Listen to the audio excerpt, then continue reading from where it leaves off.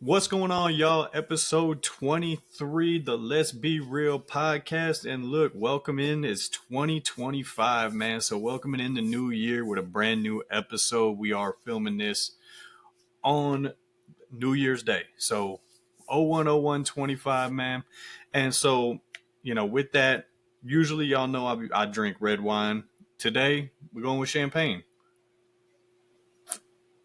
And you know what? My bad. Not champagne. It's actually Prosecco. And so the one I'm drinking, look, I'm gonna be real with y'all.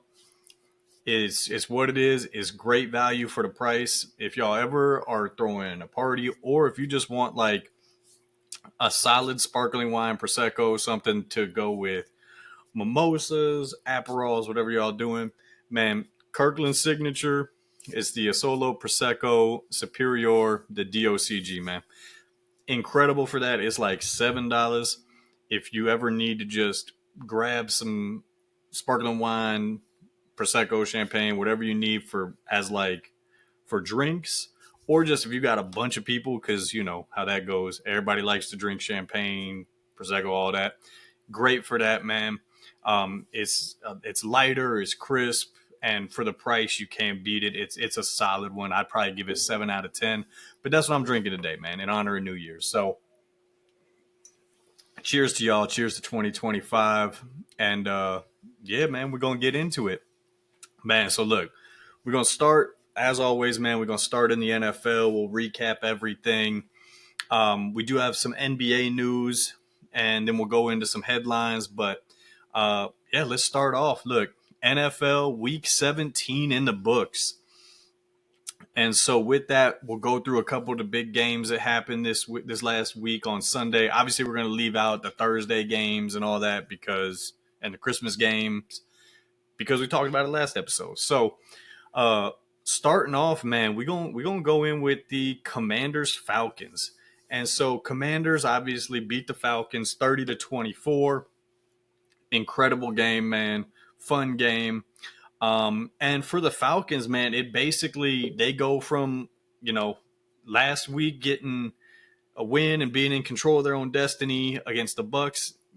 Man, now at the mercy of the Bucks. The Bucks win this week and it's a wrap. So obviously big for them. This was one of the things I was worried about as far as, you bench Kirk Cousins with a few weeks to go in a playoff race. It just didn't, to me, it didn't make sense. And look, Penix wasn't bad. He wasn't good. It's just, he was kind of just average, which for a rookie starting his second game, against a playoff team, I don't know if you can expect a ton more from him out of that. And so again, this kind of just goes back to me. I would have kind of just let Kirk sink with the ship on this one this season, or ride it into the playoffs. So, but anyways, so obviously Falcons fall. Now, to me, I again, now I don't want to say, I see them missing the playoffs because last time I put any faith in the Bucks, they were going to play the Cowboys, and the Cowboys won, and this is what put them in that situation last week in the first place. But yeah, so just average showing from Penix, average showing from the Falcons just as a whole. And now, again, looking like they have a better chance of missing the playoffs than making it. But what I want to focus on, man, is the other side of that game. And that's the Commanders and Jaden Daniels, man. Look, and Jaden Daniels, again, big time game. Obviously, gets them into overtime, goes into overtime, drives them down the field to win the game. Jaden, big time game from him, and it's kind of what he's been known for. And when I heard a stat this week that really kind of puts into perspective how good Jaden's been, especially in these late game scenarios, right? And so Jaden Daniels this year has 5 passing touchdowns in the final 30 seconds of regulation or in overtime, which is 2 more than any quarterback has had in a season since the merger. So over the last 50 years, Jaden Daniels has 2 more, we'll say buzzer beater touchdowns than any player in history in a season. And, that's something where, That's kind of what has made Patrick Mahomes, right? Like this kind of mythical kind of quarterback where you see those kind of things where it's, when Patrick Mahomes is in a situation where it's like, oh, going down 10 into the fourth quarter, he's like, a 60% win percentage, where it's almost like, you see, or when you see Patrick Mahomes get the ball with a minute left, or you see somebody leave him 45 seconds to go win a game, and we've all come to kind of expect him to win it. Well, look, Jaden's showing us that he's kind of got that same kind of whatever it is, Jaden's got it. And that's what he's showing us with that. And so, look, to me, again, not a team you'd want to see in the playoffs. I'm,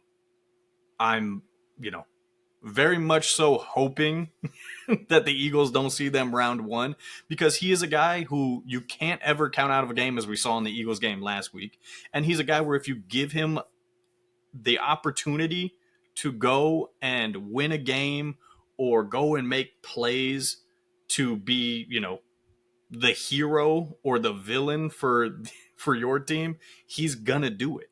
And so, man, to me, it's just hats off. They are a scary team. One of the reasons I picked them is a possibility of going from worst to first in the division. And obviously didn't go worst to first, but man, the way they've been playing, again, scary team. And it's not like he's doing it with this plethora of like big name weapons. He's got Scary Terry, but even Scary Terry, I mean, it's not like he's, we've ever viewed him as this like top 5-7 receiver. Like, he's a good receiver, but we've never viewed him as a top end. And so for him to be doing this with those weapons, a defense that, had struggled most of the year, doesn't have a ton of great defensive personnel, is great. And so, again, not a team I'd want to see in the playoffs just because of who they have under center. And yeah. But look, we're going to move from one rookie QB, or actually two rookie QBs with Penix and Jaden, and we're going to move over to another QB. And that's Caleb Williams and the Bears, because they're going to be looking for their new head coach this offseason. And, Ben Johnson, up to this point, basically seems like it's his job and leading candidate. But hold on, because into the mix comes Pete Carroll. And news out this week is that Pete Carroll is interested in the Bears coaching job. And look, I came out last episode and I told y'all that I was not a big believer initially in bringing in Ben Johnson this offseason, mainly because no head coaching experience. You don't know what you're going to get. We've seen great OCs go be head coaches and not do well. And so, having that unknown for Caleb in his second year as his second head coach, third play caller, I guess now, to me, it wasn't a risk I was willing to take early in the year. I think if they would have made the move last offseason, like I had suggested before the season started, like, hey, get rid of Eberflus now. That way it's fresh for Caleb. And that way, if you do hire somebody like a Ben Johnson, it doesn't work out in 2 years, whatever, or even a year, as we saw like with a Nat Hackett, right? If it doesn't work out, you can fire him, and now you're in the same position you are at this point. But now you're bringing this unknown into the second head coach. It just, again, it made me a little uneasy with it. But I also talked about last week how after that 6-3 game, I don't care. Like, it had to be Ben Johnson. And now with Pete Carroll entering the mix, it still has to be Ben Johnson. So, look, I mentioned Vrabel last week as a possibility of like somebody who would come in and culture set for him. I think Pete Carroll's another guy who, come in, could set a really good culture for him. But my thing is, I don't want Caleb Williams, my second-year quarterback, to have the oldest head coach in the league. It just, to me, that doesn't make sense. Because Pete Carroll, at most, how many years does he have left in that head coaching role? 5, probably one more contract left. And so to me, I mean, I want to set Caleb up. Look, you look at like somebody like Mahomes, right? Comes in with Andy Reid. And ever since then, like, They've extended Andy Reid. Andy Reid and Patrick Mahomes contracts at this point line up. Like, they've been in it and they're going to be in it for the foreseeable future, right? I don't want to have to be, year 7. And if there is success with Pete Carroll, it's like, okay, well, now we're going to get rid of him because, he's old, he's stepping away. I don't want to be year 7 third coach. To me, it just doesn't make sense.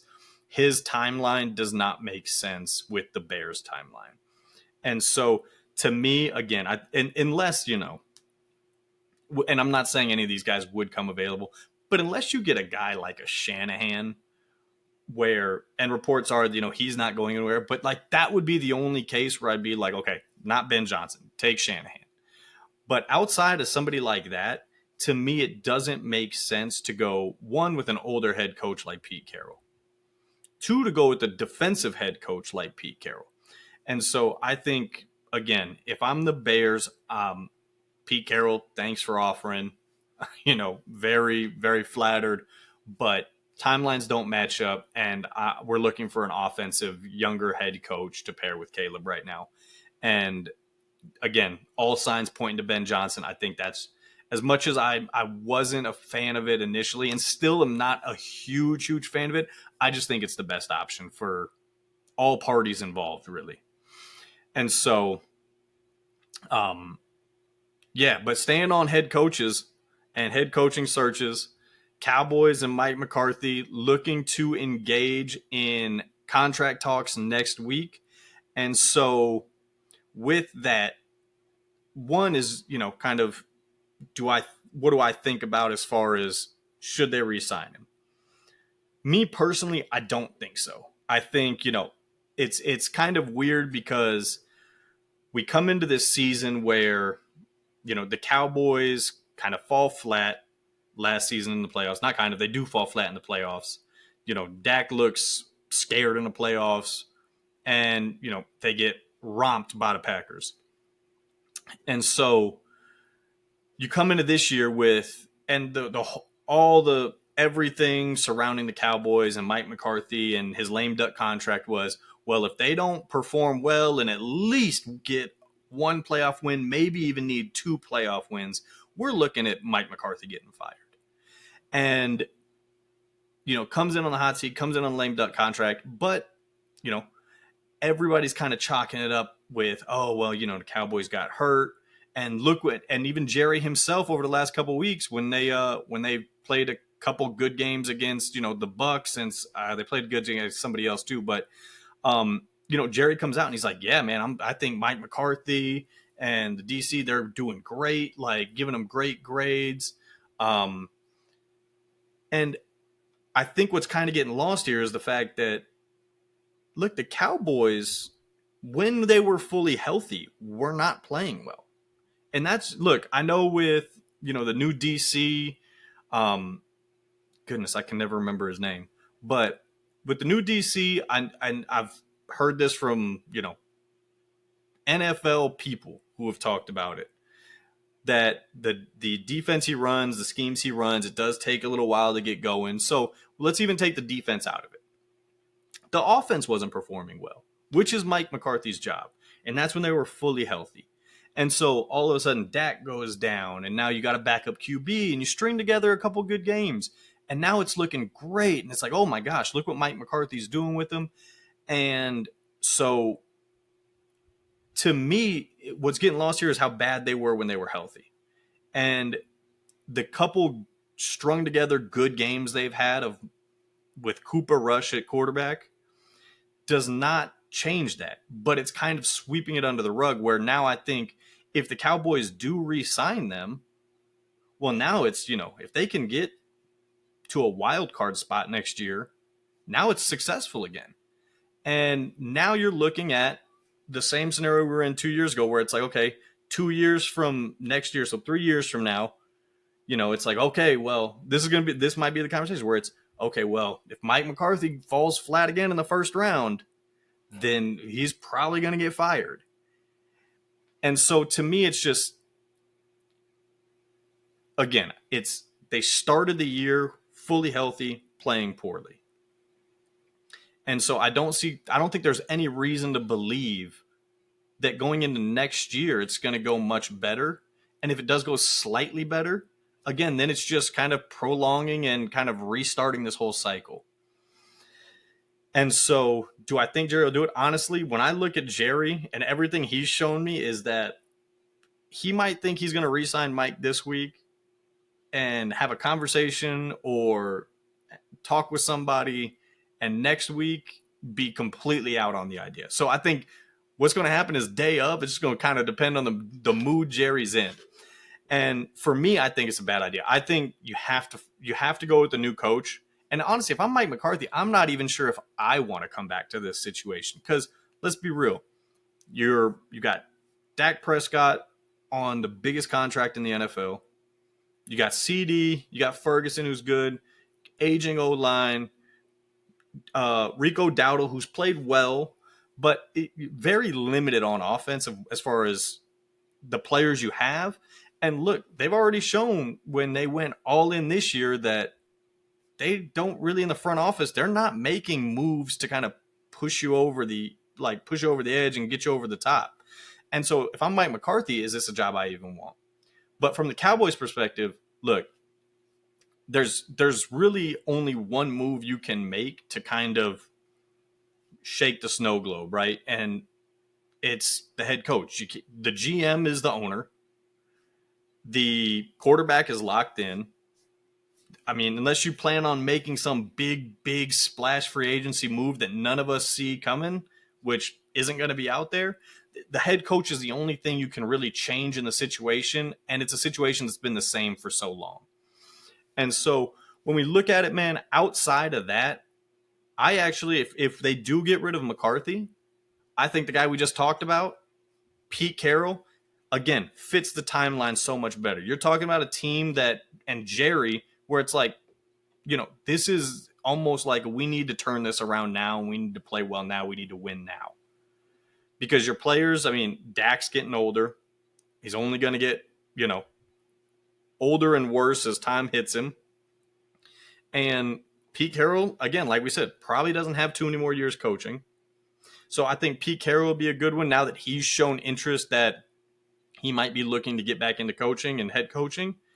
Now, as far as him and Jerry, that's where it kind of, little bit of friction there, because look, I've said it before. I don't think Jerry wants a head coach like a Pete Carroll, or another one I would suggest is Mike Vrabel, who I think both are guys who could come in, could transform that defense, and could, win games for them quickly and turn it around quickly.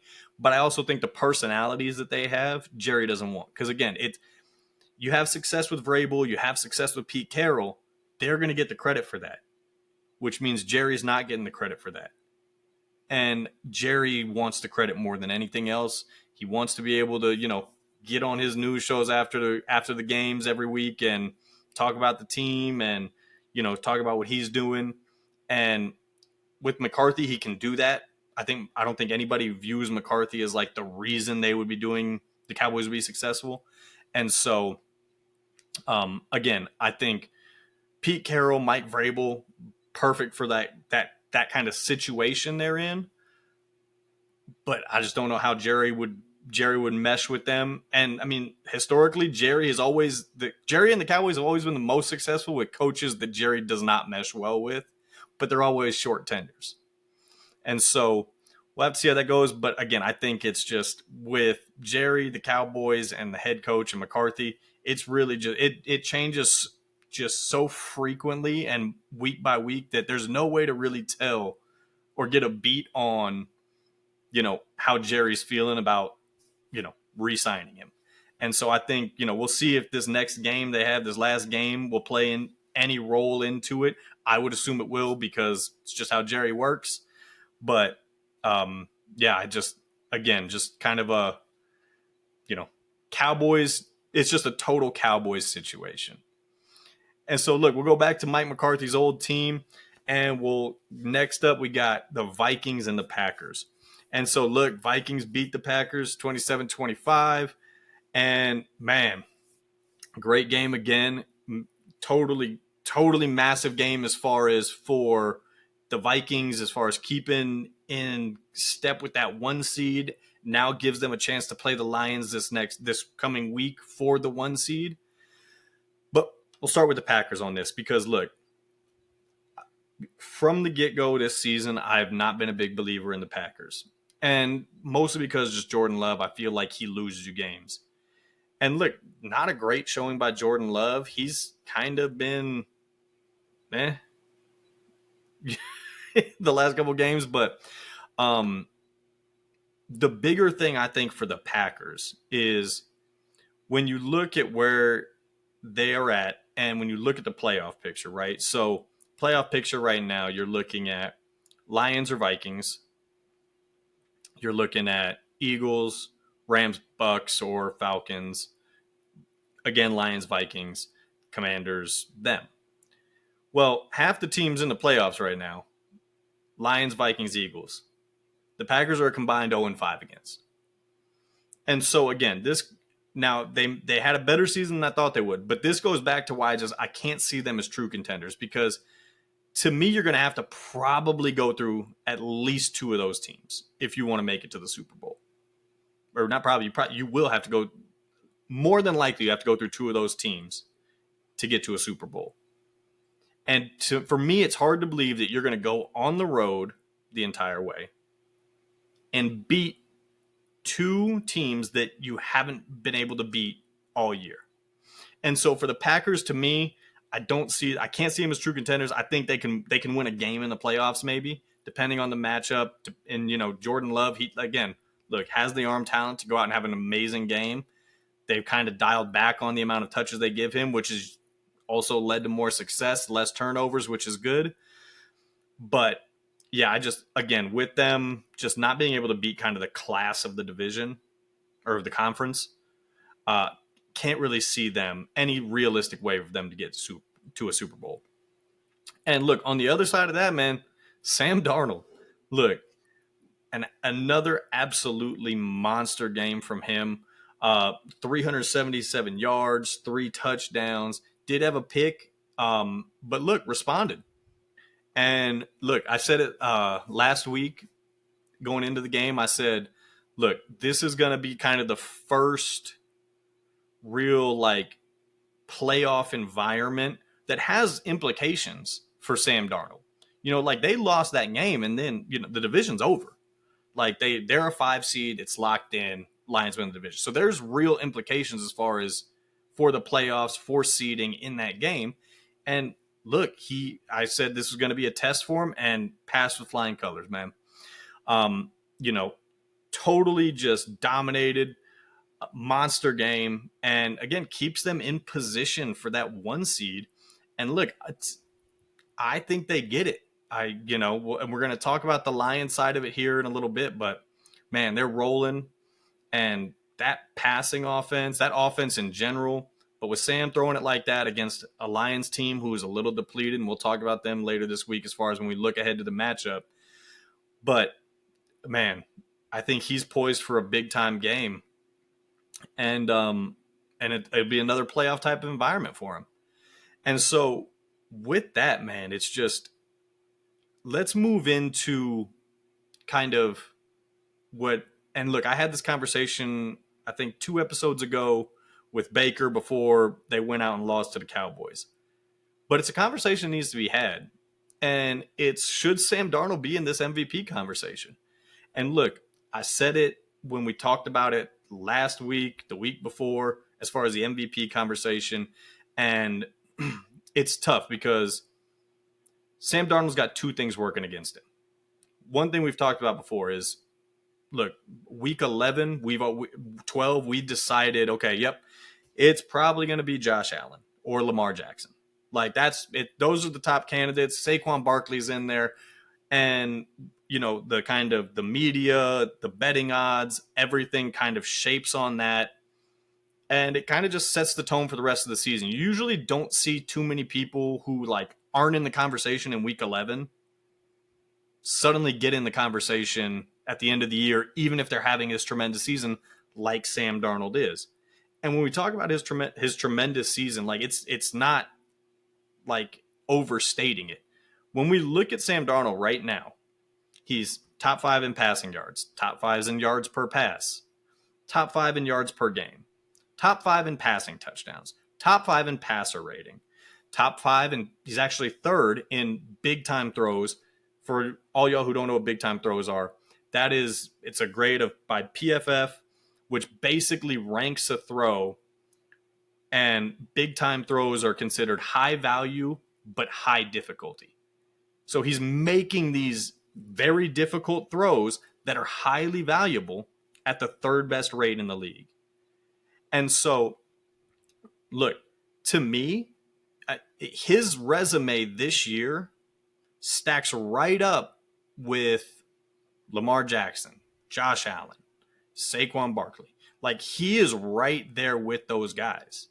And so now when you add in the fact that, okay, well, if they win next week and if he has a big game, okay, he's 15-2, which is going to either be tied for the best record in the NFL or have the second best record in the NFL. He's got all these stats. And let's not forget, because look, people are gonna forget what the Vikings' outlook was coming into this year. If you didn't live in Minnesota or St. Paul or surrounding areas, the overall consensus was the Vikings were going to be the fourth place team in that division. And I think Vegas had their overall win set at 6.5, 5.5, I think 5.5 or 6.5. So they were not supposed to be good at all, mainly because, we think Sam Darnold is not that great. Well, he's now given you a body of work, top 5 in all these major categories. Tied for a first best record in the league, or will have the second best record in the league, barring the win. And if they win against the Lions, it's probably going to have to be a shootout where he has a massive game. And so we could even see those top 5 kind of categories move up a peg. And he might be top 3 in all of them. And so that's what brings me to the second part of it, is that obviously you have the first part of, look, media, everybody kind of sets the narrative in week 11, week 12. But the other part of it is, I feel like everybody is still, even though the season's basically over, kind of waiting for, it's like, it's Sam Darnold. And he's getting those first 6 years of NFL playing are being held against him. Because we don't typically see somebody who is objectively considered bad for half a decade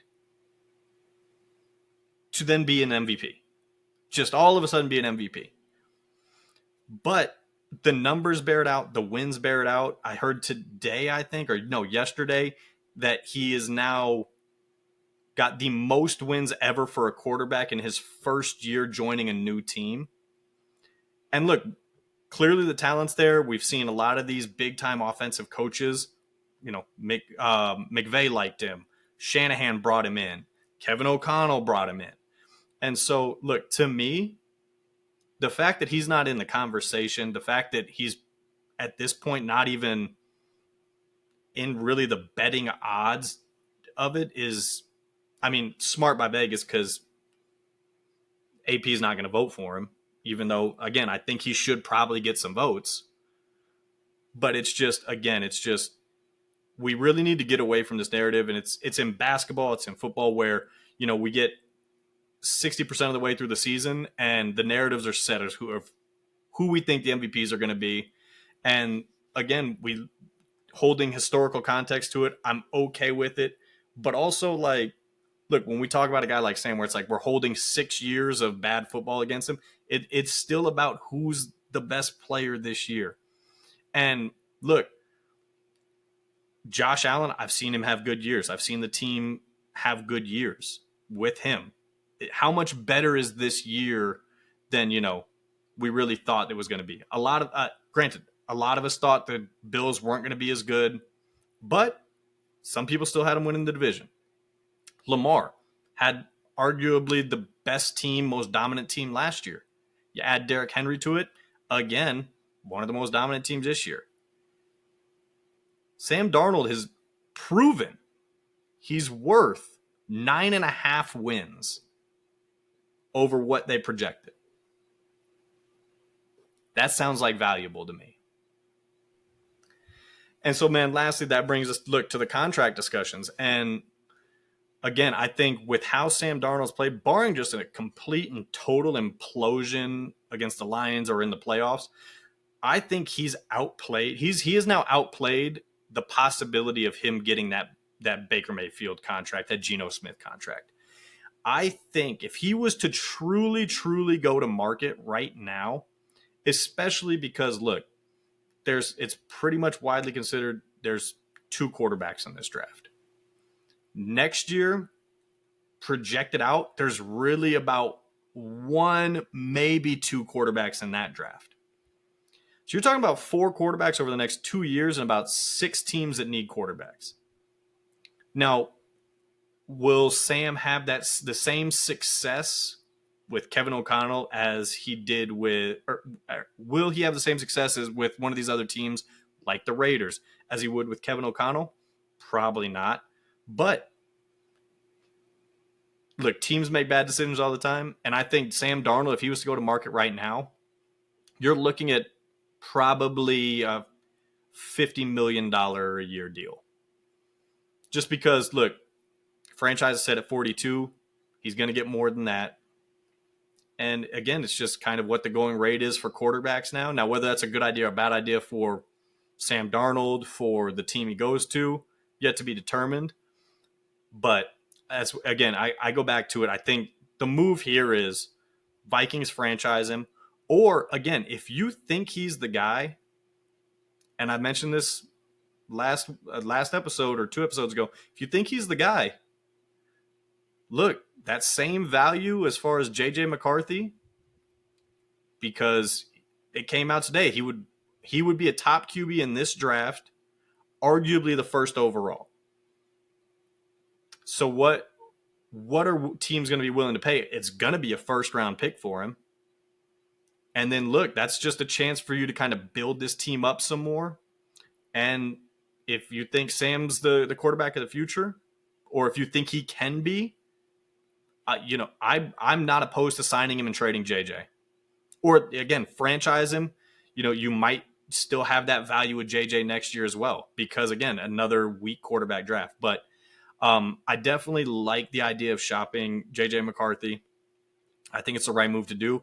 And I think, look, if you want to go all in, which, look, you got Justin Jefferson on the team, you got Jordan Addison on the team, Aaron Jones. Like, you have a team that's built to win now. I think you owe it to that team where, look, trade JJ, see if you can get a first-round pick this year, and go and bolster the team anymore with a top pick. And so that's what I would do if I was them. I'd probably just sign him to a deal, or even franchise him and still move off of JJ, because you can, again, you can draft quarterbacks. I'm not a big fan of JJ McCarthy though, so again, it's just it really depends on how big of a fan they are in that organization of him, as opposed to how big of fans they are with Darnold. So, but again, man, it's going to be an interesting kind of play to see how the Vikings play this all out this offseason. But we got a lot of football to be played before then. So moving on, man, we got Bengals and Broncos last week. And look, we had some games this week, man. So Bengals beat the Broncos 30-24. And look, another guy who, outside of if his record wasn't so bad, and, right now outside of the playoffs looking in, Joe Burrow would probably be a runaway MVP, but he has another monster game, man, over 400 yards, 3 touchdowns, and, drives them down to overtime for the win. What I will say with this, and it's why, even if the Bengals do end up getting in, and I know some of the big talking things this week is, the Chiefs should let the Broncos win because they don't want to see the Bengals. And first of all, ridiculous, because let's really think about the situation that it would need to be. Bengals would have to beat the Bills. Bills are a much better team than the Bengals this year. If I'm the Chiefs, I'd much rather play the Bengals than the Bills. That defense that the Bengals have, much rather play that. And then it's going to move into my second point, the coaching, man. The Bengals coaching, if they do get in the playoffs, I think will ultimately cost them, because it should have cost them this game. Look, Zach Taylor had a chance with the ball at the 1 yard line to run the clock basically down and kick a field goal from the 1 yard line and win the game in regulation. That was a real opportunity, and it's something that I haven't heard a lot of people talking about this week. Is Zach Taylor could have legitimately cost his team a chance at the playoffs, period.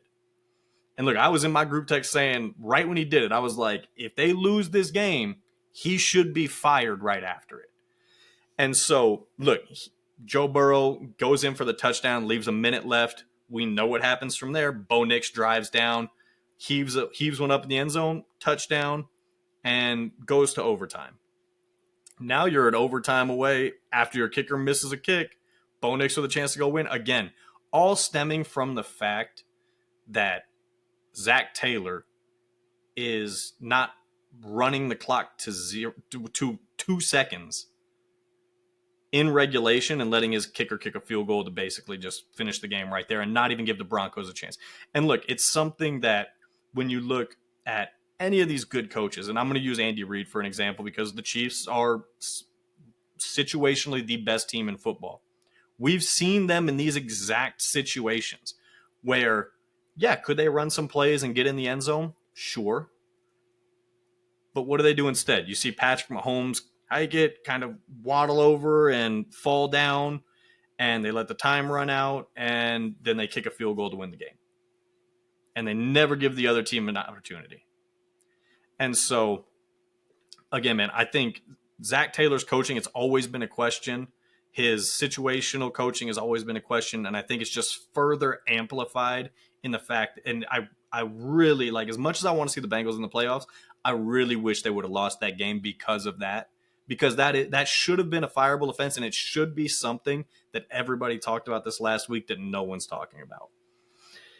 And so, look, we're going to stay on coaching because Broncos side of it, man, we talked about it. They get that big play to Mims in the end zone, and Bo Nix ready to go for 2 and win the game.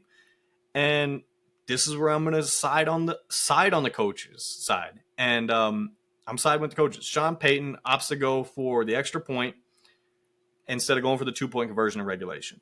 Sends it to overtime. And look, as a player, I get it. If you're Bo Nix, I get it. Yeah, let's go for 2. Let's win it right now. But if you're Sean Payton, and look, I'm usually a proponent of like, look, you go to overtime with the chance to get down into the red zone with a chance to win the game. So why not take the ball right there at the end zone, give yourself a 1-play chance to go win a game? However, because the Broncos only needed that, a tie gets them in. A win or a tie, and it was a wrap. Broncos in, game over, Bengals out. Bengals, Dolphins out. So, and look, it's not like, I mean, yeah, Burrow had a great game. But look, they got to stop in OT. And honestly, they're a first down. They get 1 first down away, they're kneeling the clock out. And it's game. With 2 minutes left, they have a third down. It's like 2 minutes, 19 seconds. They have a third down, and Cincinnati's out of timeouts. They get that first down, they kneel it out, tie game, and Broncos are in. So again, I don't fault Sean Payton for that. I think it is the right move. I know he's been getting killed, even talked about, yeah, you always think about what we should have done. But when you look at it, it was clearly the right decision at the time. I know some people are killing him. Now you got to go for 2. It just, in that situation, and I'm somebody who's a big proponent of going for 2 for a win. That situation just didn't call for it. And so, again, it's just difference in coaching. And yeah, it didn't fall Sean Payton's way this time. It did fall Zach Taylor's. Sports are unfair sometimes. Sometimes you make a bad decision and get away with it. Sometimes you make a good decision and it costs you. So, again, Bengals still need a lot to happen. They need the Chiefs' third team to beat the Broncos, and they need the Jets to beat the Dolphins. 2 things which, like, I'd actually almost say the Chiefs are more likely to beat the Chiefs' third team, more likely to beat the Broncos, and the Jets to beat the Dolphins. So, chances are we don't see the Bengals in the playoffs, and the Bengals need to win. But definitely would root for it. I think that while I don't think they could go far, I think they could shake up the playoffs, and I think that first-round matchup between them and the Bills would be great. So, and then look, last game that we're going to talk about, Lions and Niners, man. Lions beat the Niners 40-34. And we're going to start with the 49ers, and we're going to start with Brock Purdy. So look, Purdy, absolutely incredible in the first half. Incredible game, looked great. But that second half, and it's been just kind of Purdy's MO this year. I think that second half, and I think his second halves this year have played him out of this contract that everybody thought he was going to get this year. Couple that with the fact he left the game with an injury. I know it came out, it was nothing serious, but he's a guy who's already had a serious injury in his elbow. Re-aggravates an elbow tonight or the other day, and it's just he's a smaller player. So I think that coupled with his play this year in a situation that isn't ideal, like he's had for these last 2 years, with arguably the best running back in the NFL, the best left tackle in the NFL, and two all-pro wide receivers, an all-pro tight end. Like, when he didn't have all those things this year, the 49ers looked bad all year. Now, granted, defense wasn't as great. I'll give you that. But Purdy hasn't looked great this year. And it's giving a very similar kind of trajectory of Jimmy Garoppolo. Really great seasons and seasons where it's like he had a good year, but it wasn't great. And look, when we go back to it, like I said, I think the second halves of games have cost him this year. And I'm going to break it down this way. So Brock Purdy in the second half of games this year has a touchdown interception ratio of 8-10, an 86 passer rating, and 12 giveaways, which is tied for the most in the NFL. Now, when he goes into the second half trailing, he's 3 for 7 with a 74 passer rating and 9 giveaways. And now you could say, okay, well, that's partly Shanahan. You can't put it all on him. In the same situations, Garoppolo was not that bad. And we've seen Shanahan win those games. And so, again, it's tough because it's kind of showing Purdy as like, okay, is he what we kind of was initially thought about him when and why he was the last pick of the draft? Like, because there is limitations there. And second half of football games are all about being off script. First half, lots of quarterbacks look great in the first few drives because everything is on script. It's all scripted out. Very easy, especially when you have a guy like Kyle Shanahan, who is up there with Sean McVay, Kevin O'Connell, Andy Reid, as far as play callers, game planners on the offensive side of the ball. And so I think Purdy, again, now, if you're the Niners, do you come to him and say, hey, we'll give you a deal similar to Baker's, $25, $30 million guaranteed. You've only made $1 million. I think he'll make $1 million next year. And so do you come to him with that and see if he takes it? Maybe he's worth it there.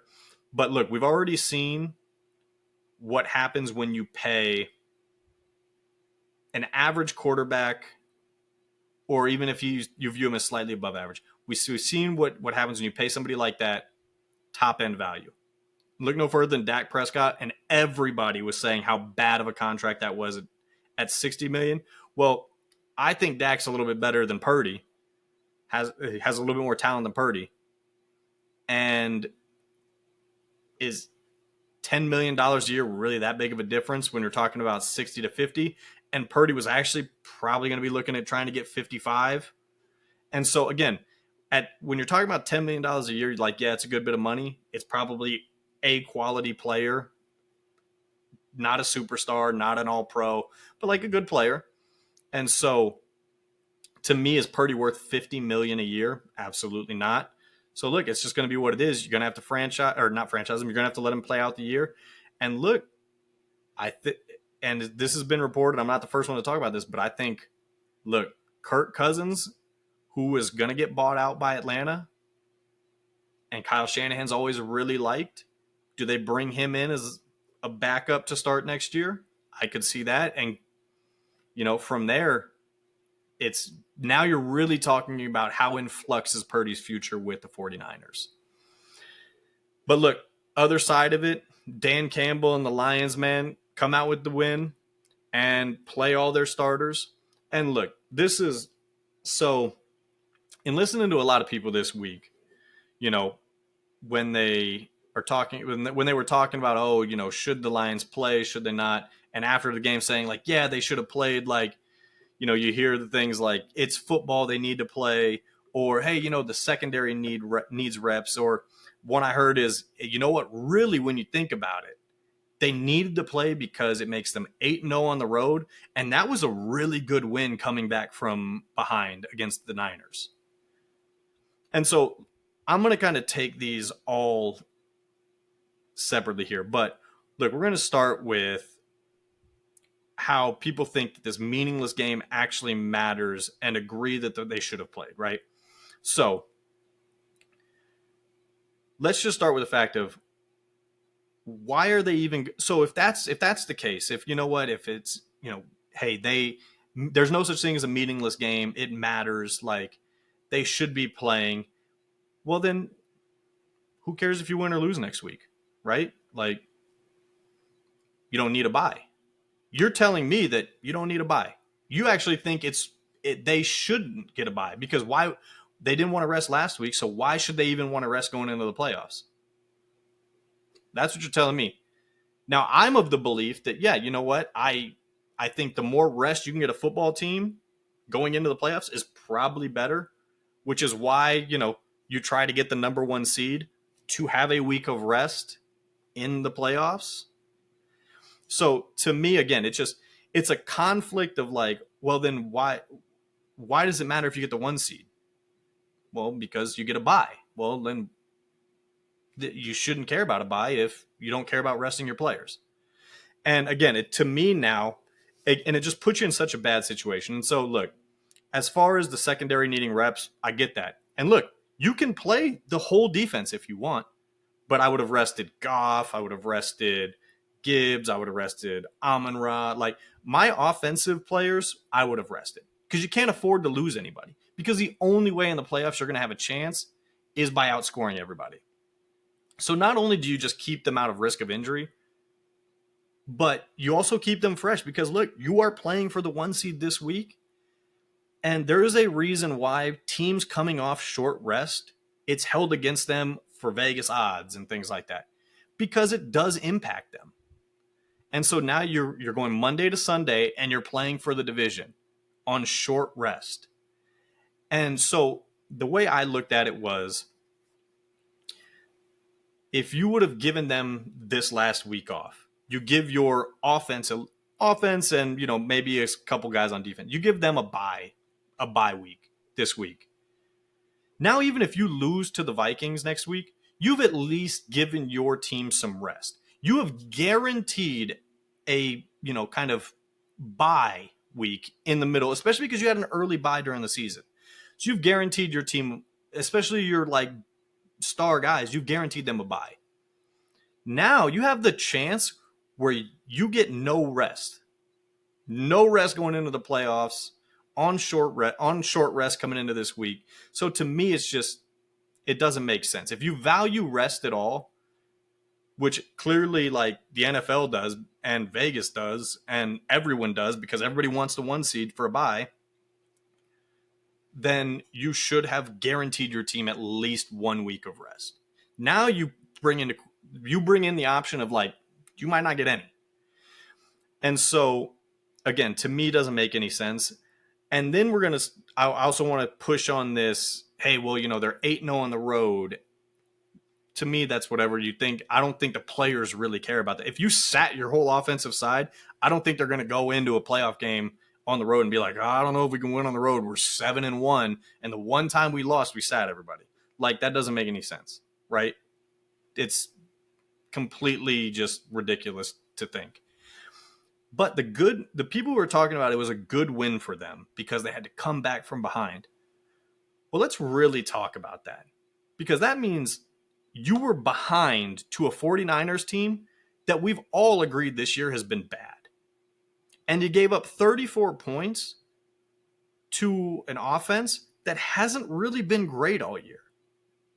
So yeah, your secondary might need help. But the fact that like that could have gone so poorly, because if you play everyone and lose to the Niners, like this isn't a win I'm coming out of and I'm saying like, yeah, we played really well. We squeaked by the Niners who were eliminated from the playoffs 3 weeks ago.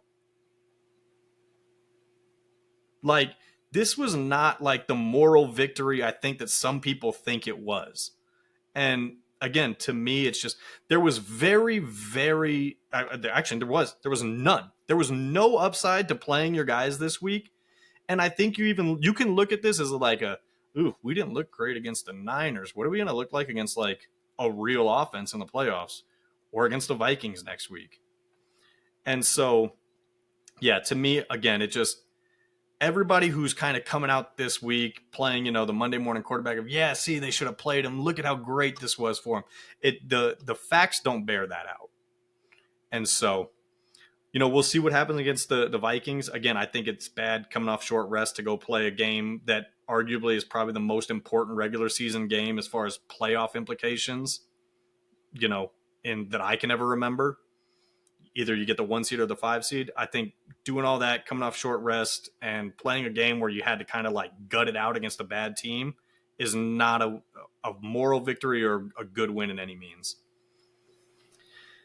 But look, man, lastly, we are going to touch on the NBA because we had our first, kind of quote unquote big trade of the year, and that's the Lakers, man. So look, the Lakers trade D'Angelo Russell, D'Lo, and Maxwell Lewis, along with 3 second-round picks for Dorian Finney-Smith and Shake Milton. And so, look, huge for the Lakers. And just out the gate, man, I like D'Lo a lot. I've always liked him as a player. I thought coming out of Ohio State, he was going to be really good. But it was never quite the fit that they had hoped. And I think him going back to Brooklyn, where he had his he had his best season as a player, I think is great for him. Granted, new coaching, everything, but he's going to be able to kind of get back to that, main ball handler on the floor, be able to kind of utilize his passing more. And I just think it's just going to be a much better situation for him. And he's not going to have that spotlight of, look, it's what it is. You're playing for the Lakers. It brings a spotlight. You're playing with LeBron. It brings a spotlight. And I'm not going to sugarcoat it. He hadn't played well at times in the playoffs, and it clearly cost them. And so I'm happy for him. He's going to be able to get put in a better situation for him. Maxwell Lewis, I like it for him. He's a good young player who has some promising kind of upside, and he's going to get to play more, which is great. The 3 second-round picks, look, I don't know if I've said it on here or not, but second-round picks to me it's whatever. You may as well trade bubblegum because second-round picks in the NBA are useless. Very, very rarely do you get a second-round pick that cracks a rotation in the NBA. And so, you're basically trading D'Lo and Maxwell for Dorian Finney-Smith and Shake Milton. And from the Lakers' point of it, man, look, they get that piece that just every Lakers fan and every LeBron fan has been saying you need to go get a 3-and-D wing. And Dorian Finney-Smith, one of the best in the league. Great defender, can defend multiple positions. And look, this year, shooting 43.5% from 3. So he's going to – and look, he talked about how excited he was getting to be back in kind of that role he was at with Luka where he's like, yeah, I just get to sit in the corner and shoot a bunch of open threes. And look, offensively, Luka and LeBron, very similar. So it's not going to be a huge kind of learning curve for him. And again, I think you're going to see that 43%. Like, I think you might see it go up some. And look, Shake, look, I liked him when he was in Philly. He's a solid player. He can score the ball. He's shooting, I think, just under 40% from 3. I think it's like 38.5, 39%. And the big thing with that is you get basically kind of just a middle, late rotation guy who can score, can hit the 3, and he's got no guaranteed money after this year. So basically he's free after this year. And so I think especially getting Dorian Finney-Smith is such a big move for the Lakers because it is that piece that just fits so perfectly next to LeBron, AD. And so now what that means for guys like, Gabe Vincent, Rui, who, Rui is kind of like what they thought Dorian Finney-Smith could be. No, Dorian Finney-Smith was the guy who they thought Rui could be, right? And so does that now make him more expendable? Because look, while I love the move, they still do need to go out and get another piece. They need a center. And Rui could be an enticing piece. He's on a good contract. He's shown flashes. He's talented. He's a first-round pick. And so, you have him, Gabe Vincent, who are now more expendable, and you still got a second-round piece, and you got your 3 first. So, again, I think it's great move as far as starting piece, but I think they are still about one move away. But it's a step in the right direction, and I just need to ask all y'all, the GM fans, are we chalking this one up? If it goes well, is this one going under LeBron's GM stats, or is it going under Pelinka's? Because I know that flip-flops with y'all a lot. So, but no, for real. Anyways, man, look, that's episode 23. Yeah, episode 23, Let's Be Real podcast. Look, appreciate y'all. Like, subscribe, interact with us on social media. We're on TikTok, Twitter, Instagram, man. Subscribe to us on YouTube. Click the bell for notifications. Spotify, iTunes, Apple Podcasts. We're on all those, man. Appreciate y'all as always, and we'll see you next time.